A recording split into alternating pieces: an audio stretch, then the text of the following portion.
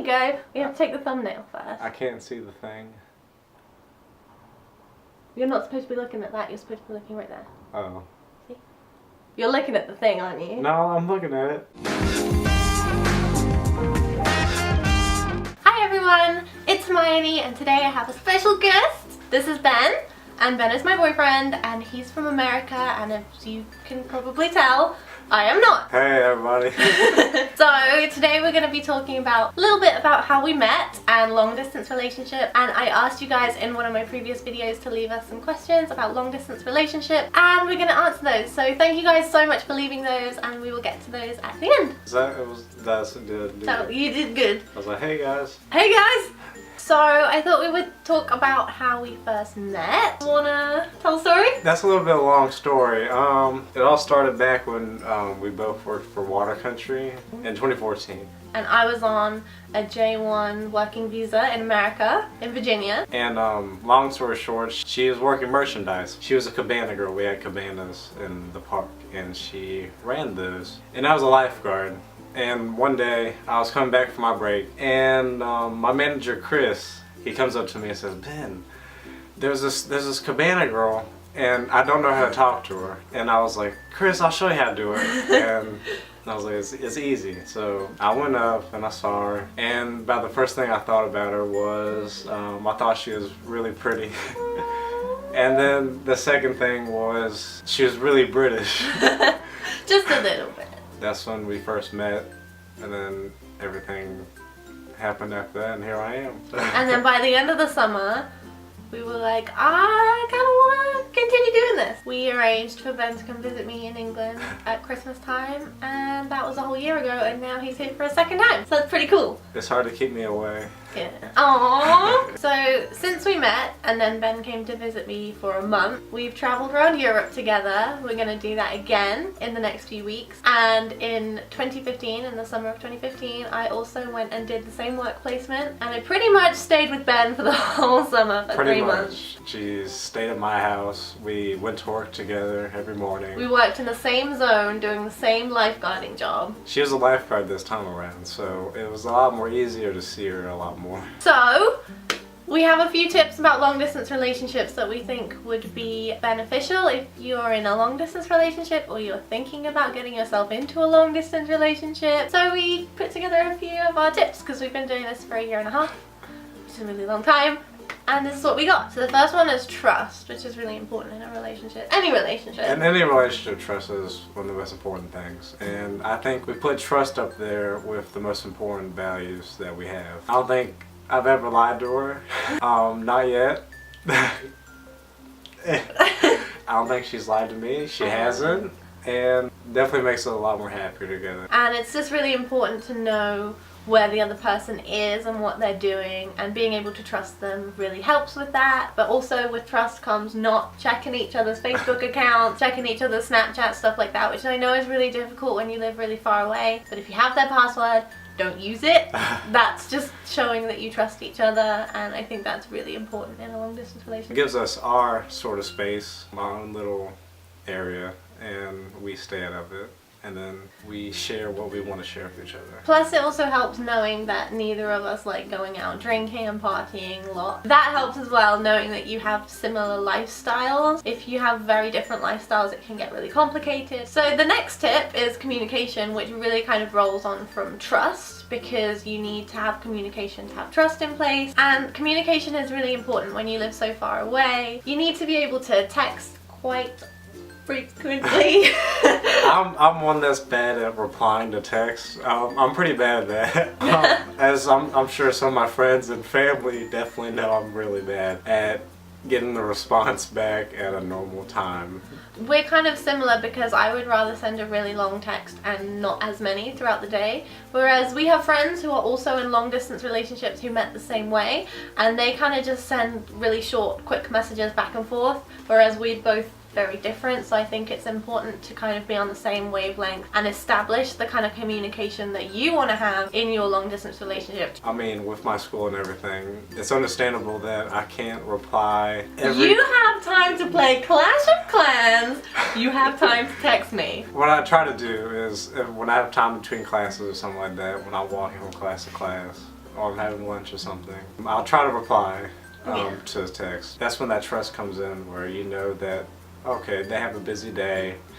They can't be replying constantly. You just gotta wait for the next text. So this one's kind of my forte, which is saving money and prioritizing for travel, because every time Ben's come here, he's kind of just come to visit, but whenever I go over to America, it's more like doing a work placement or something that requires sponsorship by a visa company, so that's something that I've had to save money for. I think you have to be very careful and really think about what you want. Do you want to be spending lots of money on clothes? I've gotten so much better because I think, do I really need this, or could I put this money towards saving for plane tickets? Sometimes I say that in the mall, like the other day. Yeah. So when you're in a long distance relationship and you don't have much time together, you kind of want to savor every minute. You don't have much time together. It's kind of like a ticking clock, like a kitchen timer. You got about so much time left until it sadly it has to end. You just want to spend those seconds, those moments, those minutes. Just try to fill it up as much as possible, because you know it's not going to last forever. You just got to savor those moments, guys. And I'm telling you, it pays off in the long run. I think we end up doing more stuff like traveling together. Like when Ben comes here, I want him to see more of the world, and we just want to experience as much as we can, and we've spent our time more wisely. That's very true. I can say that the times we spent together, I've done a lot more things than I would if I had a girlfriend just down the street. And it can be difficult because when Ben's here and he's like, get out of bed, I want to go do something, I'm like, oh. But when I'm over there and I'm like, can we go to Sweet Frog? He's like, no. She's the same way. It goes back and forth. And that's what a relationship is. It's a two-way street. And you gotta give and take. So the next section, we got some really nice questions from you guys, and I just want to say thank you so much for asking us some questions on the video that I asked you guys to ask us questions on, and thank you so much for any comments you've left recently as well. I haven't been able to reply properly because I've been really busy with this one, but thank you so much. Every comment and every question and everything has meant so much to me, so I just wanted to say thank you, and let's get on and answer them. The first question is from Emma Robinson, and she says, what kind of cultural difference do you see in others' countries? Oh, that's a good one. Guns? Guns? Okay, I'll say one thing. England definitely has a lot of language, not really barriers, but differences. We might share the same language, which is English. Sometimes when I come over here, it doesn't really sound like that, but there definitely are some differences. Like the other day, I said lorry, and you were like, what's a lorry? And I was like, it's the 18-wheeler truck. But there's lots of words that I'll say, and you'll go, what is that? What does that mean? That's basically what I say. And you're like, no, you mean this. Like, just a minute ago I was hoovering, and you were like, what are you doing? What's hoovering? She's vacuuming. Vacuuming. So a lot of the time when I'm in America, I actually change to the Americanisms, which you guys might have noticed on my video, but I'll say things like thrift store or fall instead of autumn, just because it's easier, and when you're working a customer service job, you don't want to have to repeat yourself like 100 times. So I kind of switched to the Americanisms a little bit. So he doesn't notice it when I'm over there, but when I'm here, it comes out. It's a whole new level. It is. And it's the same way for me in America. What other cultural differences are there? There's loads of cultural differences. Food. The food. The food's very different. Like biscuits and gravy is like not bourbon biscuits and gravy. It's something completely different. Like McDonald's, they have different items on the menu. I go in there and I have no idea what I am looking at. And McDonald's is green here and it's red in America. It is. Go figure. But there's a lot of differences. I feel like we should make a video about this because it'd be really interesting. Just the differences, even in America, like when you walk into a bathroom stall, like there's this much space at the bottom and then this much space that you can see through, and it's really uncomfortable. They don't have ice machines here. That's a big one. Not on our refrigerators. They don't have ice machines. It's kind of like a third world country almost. You can't say that about England on YouTube. It's just about like a third world country. Ben! Okay, let's move on to the next question. Rosie Noy, I hope I'm saying your name right, it says, my question is, do you and Ben video chat a lot? So thank you for that question. We chat a lot. We do chat a lot. I say we Skype like every other day or every third day at the most. We Skype about 2 to 3 times a week. We text every single day. There's not a Just day about. that's gone by in a That we year and a haven't- half we that we haven't haven't texted. spoken. And sometimes if we're too tired to Skype or FaceTime, We'll we just do audio call. Yeah, we do. FaceTime audio call. I know some people, they worry about their international calling. Just use FaceTime if both you and your partner have an iPhone. Because it's free. And Skype's the same way as it is. All you need is just a Wi-Fi signal and you're good to go. This one's from Pixie Sticks and Crack. Basically, how do you beat the sad, as in that feeling when you're just missing them painfully and feel like you literally do anything to be able to hug them and be there with them? And you also said that you've been doing this for 9 months now, so that's really good. Like 9 months is like a milestone. Once you get It is. past like the first 3 months, then you know you're in it for the long run. It's definitely very challenging. I can tell you one of the worst feelings you can ever experience, at least I've ever experienced, is leaving her and just seeing her as I walk through the terminal, and then knowing that the distance between us increases just more and more. But then I just gotta think about it goes back to trust, that you know you're gonna see her again, and that if you really love each other, then it's gonna work no matter what. It's hard to explain, but it's definitely sad. You gotta remember that you both love each other to an extent where it's all worth it in the end. It is. And I think a way to combat that is, before you leave each other, have plans in place, or even book tickets if you can, to be able to see each other again. That helps me a lot. I know it's more difficult to leave when we don't have solid plans in place. If you talk about like a rejoining time when you both will see each other again, you just like do a countdown or something. It makes it a lot more easier knowing that you'll see each other. Watermelon TA says, how often do you two talk?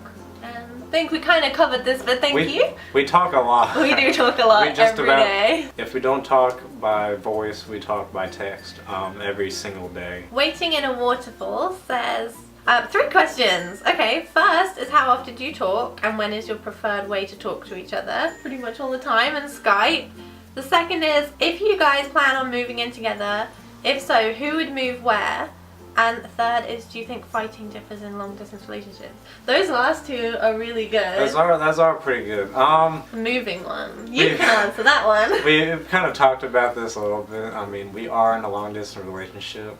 It's been almost about 2 years, just going on 2 years almost. You gotta talk about these things because it's really important to talk about really important topics with each other and to get them covered before things get serious. And then you're in too deep and you realize one person doesn't want to move. We've been talking about it, and I mean, she really likes the US and I really like my guns.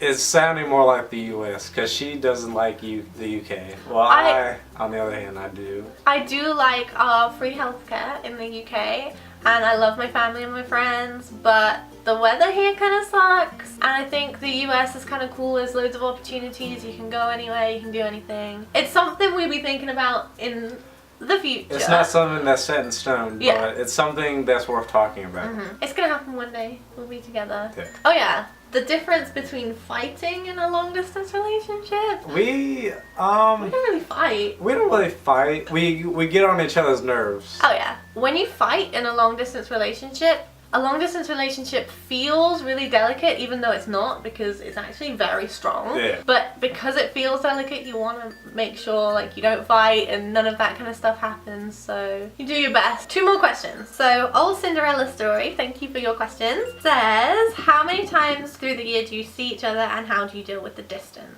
Well, last year in 2015, we saw each other 3 times. Summer. But we saw each other for a total of about 4.5 months. Ben came over here for a month. I went over at spring break for 3 months. Spring break? About 3.5. Spring break? Well, you came over for spring break. Spring break, I came over for about 10 days, and then in the summer I was over for about 3.5 months doing my work visa. So we made the most of our time. Even though we don't see each other often, when we do, we see each other for a long time. It all goes back to where when we see each other a lot. Not necessarily to a point where we don't want to be near each other, but it definitely shows how we would act if we were together. And how do you deal with the distance? There's a 5-hour difference, so you have to plan everything in the head. Whenever I look at the clock, I just don't think about my time zone. I think of hers as well. And I try to think of what she's doing. Okay, if it's 1 o'clock here, it's 6 o'clock there, she's probably having dinner while I'm having lunch, something like that. Pretty much. And I know exactly when you're in the gym, not to get my hopes up that you're going to contact me for those 2.5 hours. Not right away. If you do, you're a very lucky girl. I know. Well, those are all the questions. I think we've covered everything. We are going to film a British and American candy video / the boyfriend tag, because I want to make the most of the fact that he's here to actually film videos. It's going to be sweet. So we're going to go film that now. But if you want to see more videos about long distance relationships or anything with Benjamin in it, let me know, because this is really fun to do and I had a lot of fun having you here on my channel. I enjoy doing it as well. So that is everything. Thank you guys for watching this far, because I know this is probably a long video. Don't forget, if you liked it, to give it a thumbs up and subscribe if you're new. And I will see you guys next time, with or without Ben. I don't know yet. We'll see. Hopefully with me. Okay, thank you and goodbye. Hold on, my hair's looking a bit poofy. It is. I don't like it. This can be in the blooper wheel of real. The blooper wheel. You're ruining my video. Excuse me.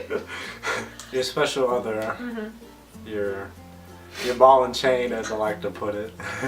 I'm gonna give you a ball and chain in a minute.